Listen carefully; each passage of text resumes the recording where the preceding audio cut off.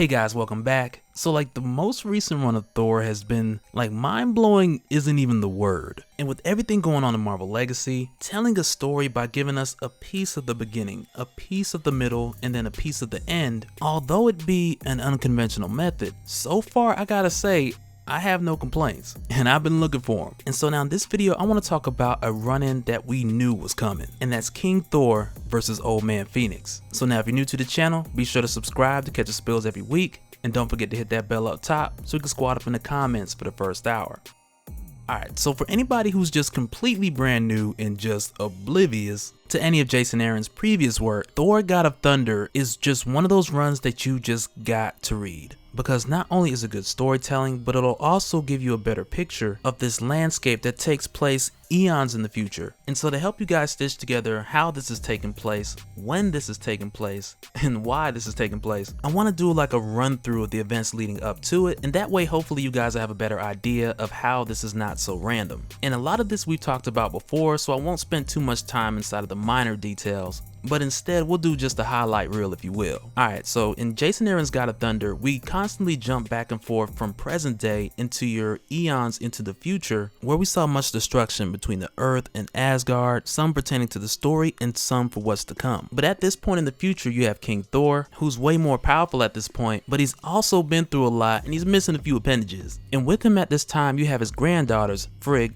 Atli, and Elisif. And his granddaughters have been tiptoeing through time and space. I got another video talking a bit more about that, and that link's down in the description. But here on this Earth, eons in the future, Galactus comes to devour it. And King Thor refuses to let this happen, mainly because of the sentimental value in the history between him and Earth. But during this battle, King Thor had eventually come across something that he had not seen for a number of years prior, and that was all black. The Necro Sword. And so now this is something that first appeared in Thor God of Thunder back when we got the introduction of Gore the God Butcher, who had used all black, the Necro Sword, to essentially just live up to his name. And once again, I got links below to further flesh out all of this, but I really needed to bring it up because in Marvel Legacy, the information is still relevant. And I just love that it carries forward into the recent narratives, which were expounded upon even more once we got the origin of No, who existed before the universe and created all black out of the shadows once light came into existence. And from the time of its creation throughout eons, we've seen it go from a number of different people. But it's eons into the future where King Thor uses the Necro Sword to face Galactus and hold off on the utter destruction of the Earth, or at least what's left of it at that time. But it was after this brutal battle with Galactus where all black left Thor, and when Thor bled to the ground, this began to restore the Earth, and from this point forward, this began a new age and a new beginning. And from there, what we saw King Thor do in God of Thunder, it was very similar to what we had talked about with Odin, I believe in our Fear Itself playlist. Because King Thor, much like his father Odin, he brought life to Midgard, they began to multiply, and matter of fact, I think King Thor did a little better job than Odin, because King Thor actually spent time among them versus Odin, who was never really there, but then when he came back, it was just to slaughter everybody, because their fear was making his brother stronger. But it's here at this point where we get King Thor, who runs into a dilemma that has been caused by the same catastrophic event that has pretty much ended all life and afterlife in the universe. And prior to this point in time, eons in the future, much of this destruction and loss was a product of the War of Realms and Loki destroying much of life on Earth before Thor had brought it back again, and at that time creating New Midgard. But it had came to a point when Jane the All-Mother had passed away, and this Jane was also created by Thor. But with her, and much like the others who lived on New Midgard, they would live for a couple hundred years, and I think this version of Jane lived for 270 years.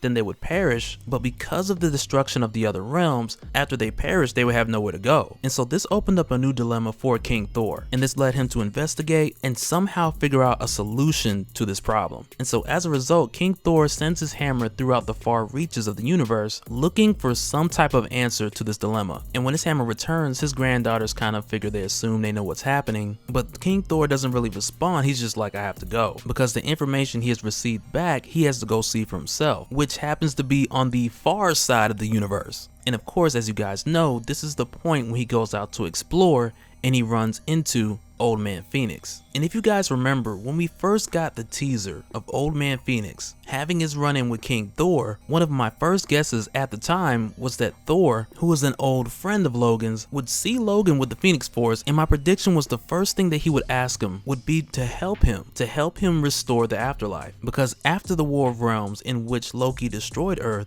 and Earth was where Wolverine was at the time, when King Thor meets Old Man Phoenix, Logan tells him in that event the Phoenix did die, so did Logan, but the Phoenix always finds a way to rise again. And so first of all, the Phoenix dying, that's something not to brush over. But with destruction powerful enough to destroy realms, it's possible that this could have, quote, killed the Phoenix Force, or better yet, caused it to go to a place similar to death, only temporarily until it would rise from the ashes again. And that place would have to be the White Room, or the White Hot Room. And much like we talked about before, with the White Room in pretty much afterlife period in Marvel Comics, the White Hot Room stands alone and falls into your definition like a realm for the afterlife, but the benefit in this scenario is that it doesn't stand with the other 10 realms that connect through Yggdrasil. And much like any other time we've seen the Phoenix Force either defeated or pushed back, with the exception of the M'Kraan Crystal of course, but in any other event where it would seem to be killed and not captured, or even caused to flee like we talked about in Thanos Wins, this is where it would go. And my guess would be that after the Earth was turned to ash, and everyone else was pretty much turned to ash with it, the reason that Wolverine was chosen, and it may have had something to do with the claw thing, but it's very likely that he was one of the few left remaining that was most intact, but also because of a pre-existing event that had taken place in the Spider-Man Wolverine team up when Wolverine had the Phoenix Force, that had also been established in a flashback that had actually happened, which puts even more theories into play. But I do like what this brings in because it helps us paint the picture a little bit better by giving us more information previous to Marvel Legacy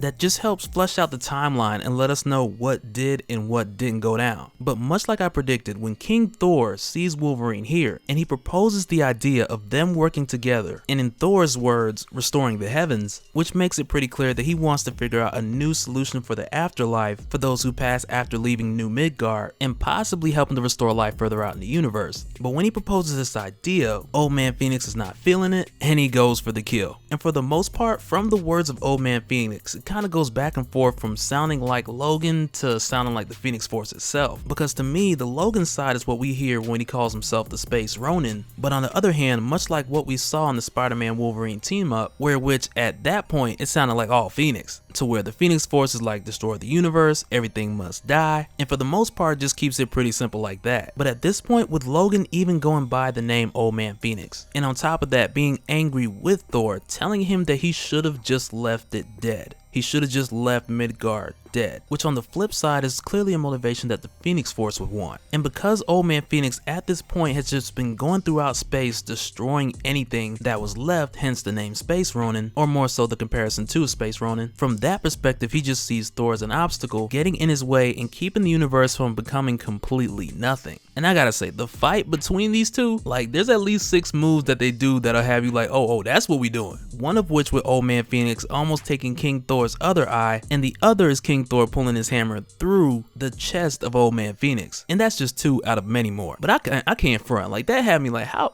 did that get through his chest, number one, which is possible with heat making metal weaker. And though I may not fully understand it at this point, I just love that it showed us a Wolverine, an Old Man Phoenix Wolverine, fighting with a hole in his chest, and with the intent to kill Thor, he returns the favor. And with the amazing things that we've seen in this fight, like the Phoenix Berserker Rage, or better yet, Wolverine going Cosmic Berserker, and King Thor shooting lightning the size of comets, it comes to a place where King Thor seems to contemplate like, is this the end? And in a last moment of desperation, with what little life that's left in him, he calls in one last comet strike, or the King Thor lightning that shoots like a comet. He calls in one last one to strike the both of them just before Phoenix Wolverine finishes him. But that'll do it for this one, guys, and there is a lot more we gotta talk about, because eons in the future, things aren't looking good. But I gotta know what you guys think. Like, just let me know down in the comments. Like, do you think that Thor will find a way to bring the others back, like the new Jane Foster, by way of using the White Hot Room? Or,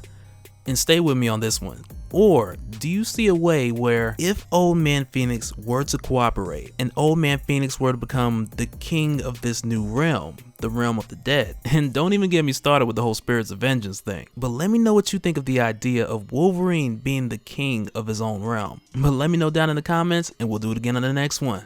Alright, later.